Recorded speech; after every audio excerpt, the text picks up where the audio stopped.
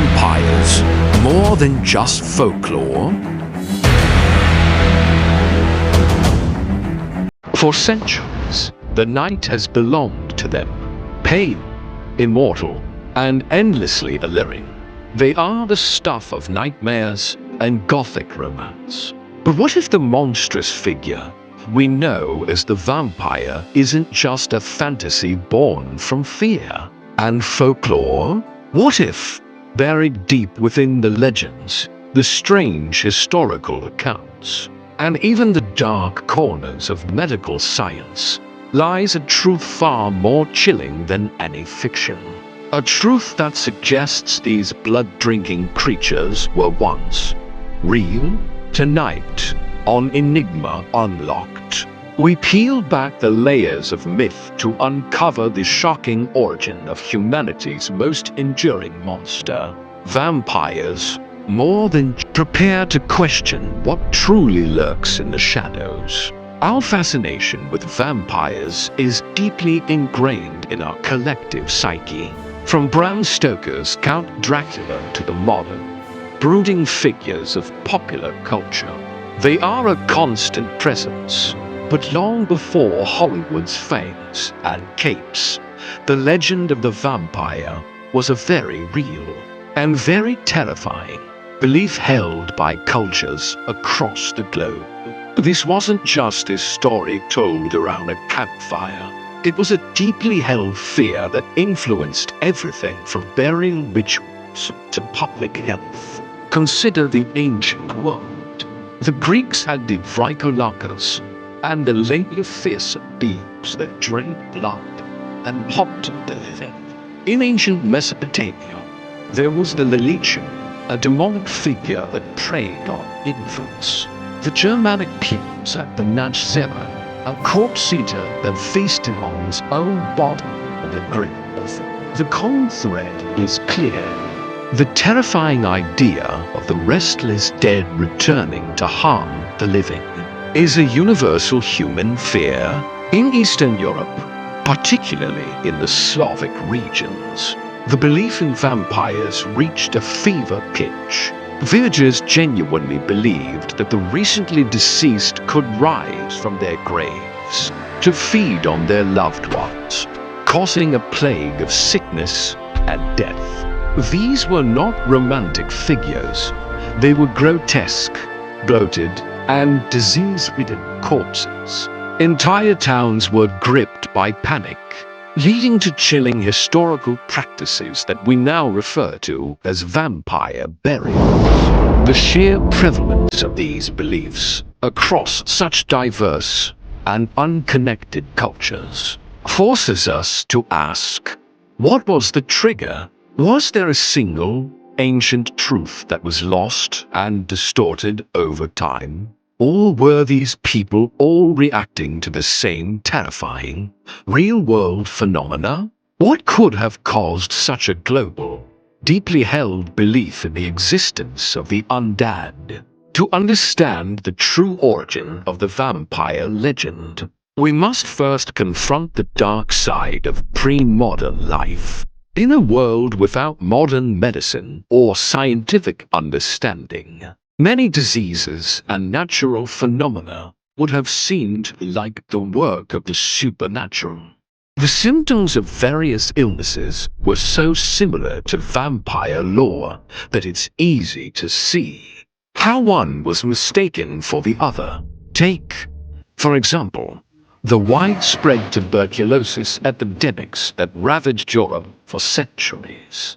This disease, often called the consumption, caused its victims to become pale, gaunt, and weak.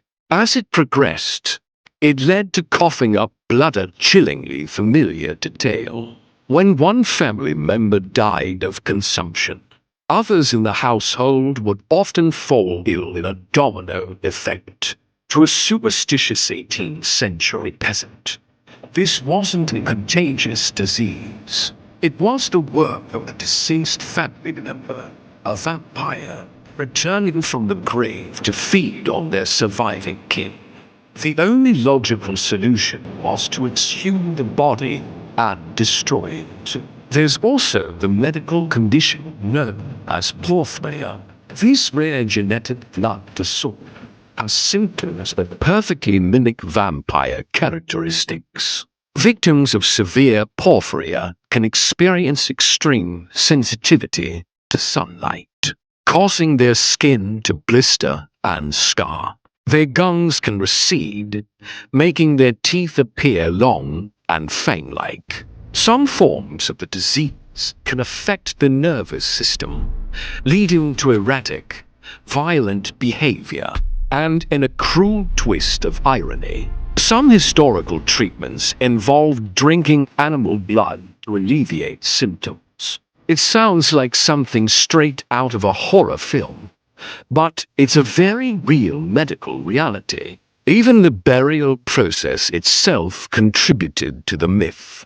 In the days before embalming, bodies would decompose naturally. A bloating of the corpse could force blood from the mouth, making it look as though the deceased had recently fed.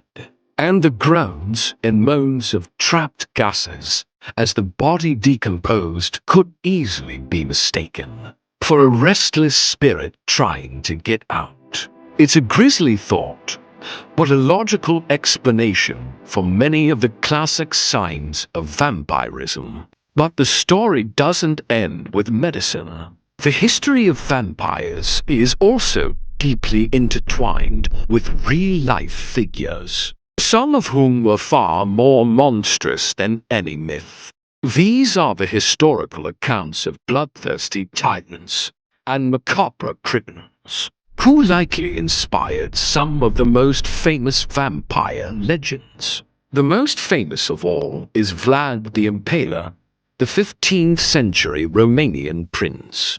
While not a literal vampire, his brutal methods of warfare and his cruel punishments earned him the nickname Dracula, meaning the dragon or the devil. His reputation for impaling his enemies on stakes, and reports of him dining among the impaled corpses, made him a figure of terror across Europe.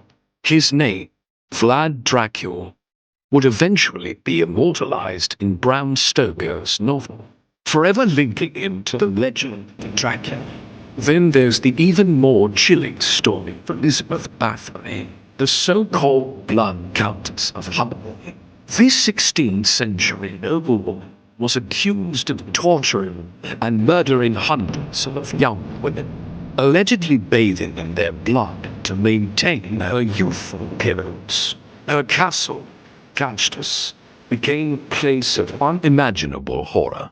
While the specifics of her crimes are still debated by historians, her legacy as a blood-drinking aristocrat has made her a prime candidate for the real-life vampire. It's a dark tale of extreme power, madness, and obsession with eternal youth.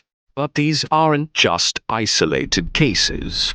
The history of witchcraft and superstition is littered with accounts of people being accused of vampirism, not for drinking blood, but for their strange habits, their unusual appearance, or simply because they were outsiders in their community. The vampire, in many ways, was a boogeyman created to explain the things that society feared the most: disease, death, and those who were different. So if vampires weren't supernatural creatures, but a combination of medical ignorance, historical cruelty, and superstition, does that mean the enigma is solved?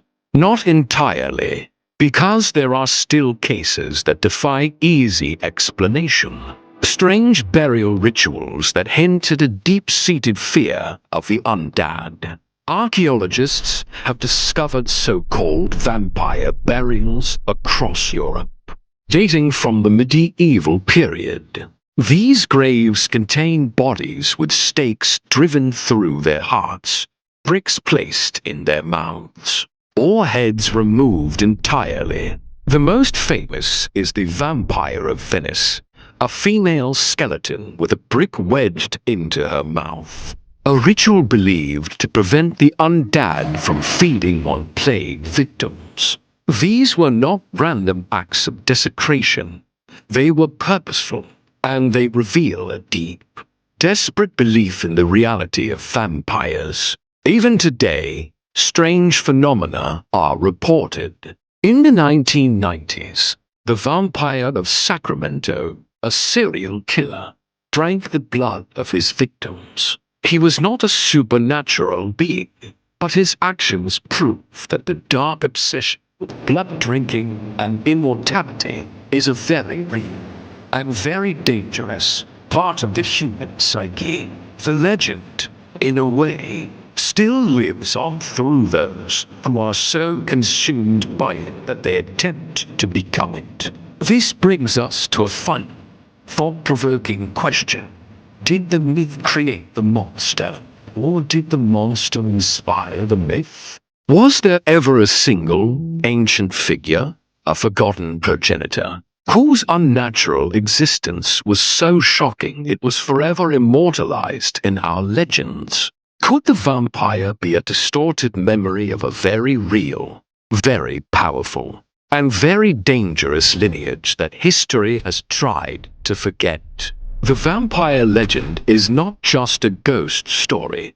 It's a chilling tapestry woven from fear, disease, and the dark side of humanity. It's a testament to our struggle to understand death, our fear of the unknown, and our deep-seated fascination with immortality. It's an enigma that has haunted us for millennia, and continues to do so today. The truth, as is often the case, is far more complex, and perhaps more unsettling than any single legend could be. The real monsters were not creatures of the night, but the fears and cruelties that existed within us all along. The vampire may not be real, but the fear of it, and the dark forces that inspired it, are very much alive. We are still, in many ways, haunted by their memory. Thank you for joining us on this journey into the dark corners of history and legend. Your curiosity fuels our quest to uncover the unknown. If you enjoyed peeling back the layers of this enigma, please give this video a like. It really helps us out. And don't forget to subscribe to Enigma Unlocked for more deep dives into the bizarre, the unexplained, and the history they don't want you to know. Make sure to hit that notification bell so you don't miss our next upload. Until next time, keep questioning, keep exploring, and stay curious.